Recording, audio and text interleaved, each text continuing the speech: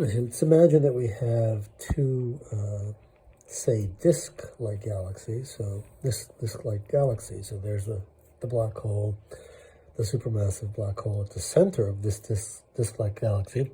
And so there's sort of an overall, we're looking at it from the top, and then there's another galaxy that's disk-like, and we could be looking at it from the side.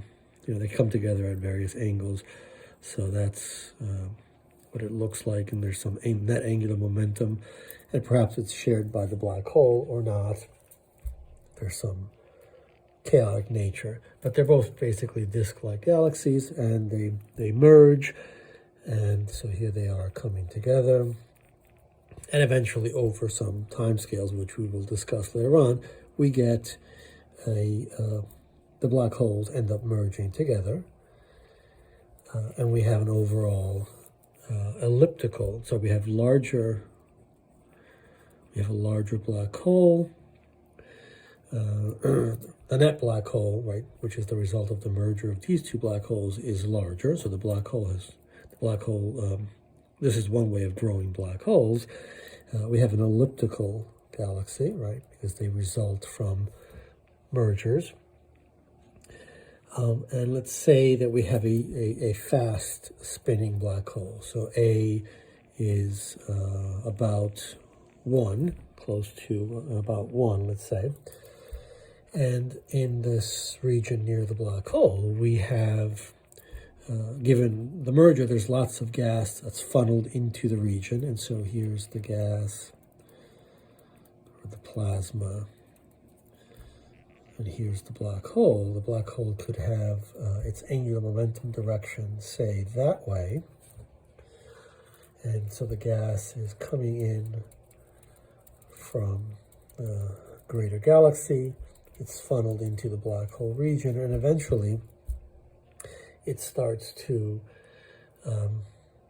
settle into the plane of the black hole. Okay, so this is a result of, right, some strange general relativistic effects. Once you're close enough to the black hole, they start to take over. So frame dragging, right, this is a feature of the fact that there's a spinning black hole. We are dealing with a Kerr space-time or a Kerr black hole. And essentially, we know that basic principles of energy and angular momentum conservation will flatten this structure into a disk-like structure, but it ends up in the plane of the black hole because of the effects of frame dragging. And so this, if we look to the literature, we're talking about Lens-Thirring effect. This is, I think, 1918, and Bardeen and Petterson, I think this is 1975. They basically illustrate, given this behavior of curved space-time near the black hole, you'll get torques flattening out the disk and forcing it into the plane of the black hole. That's determined by the rotation of the black hole, but it'll end up being one way or the other. So you could get a disk. Which is, so the black hole angular momentum is this way, and then the flat disk, right, it's going to flatten out in such a way that it'll share this plane, right? The plane of rotation is normal to the angular momentum direction.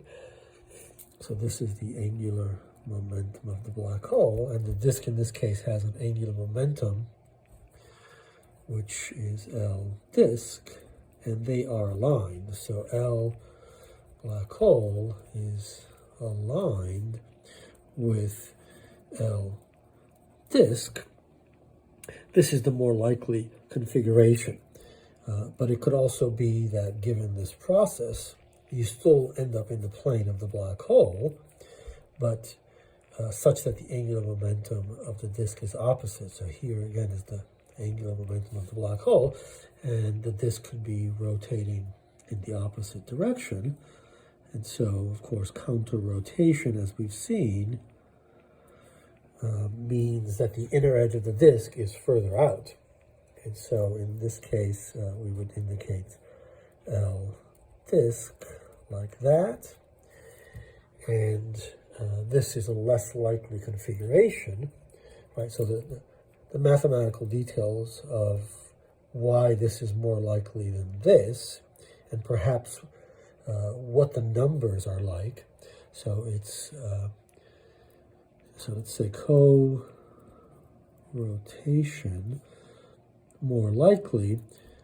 Here we're talking about King, Andrew et al. 2005. Let's try to be more specific. I think it's MNRAS. And we have tried to look at the numbers and to explain why these are more likely and how those numbers depend on the mass of the black hole. It's really related to the angular momentum of the black hole and of the disk. The literature is here. It's got also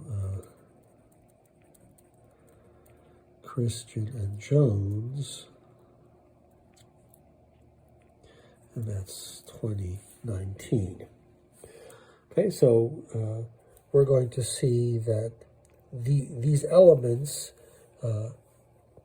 give us, in the next video we'll see, or in the next few videos, how to understand why most black holes don't have jets, why most active galaxies don't have jets.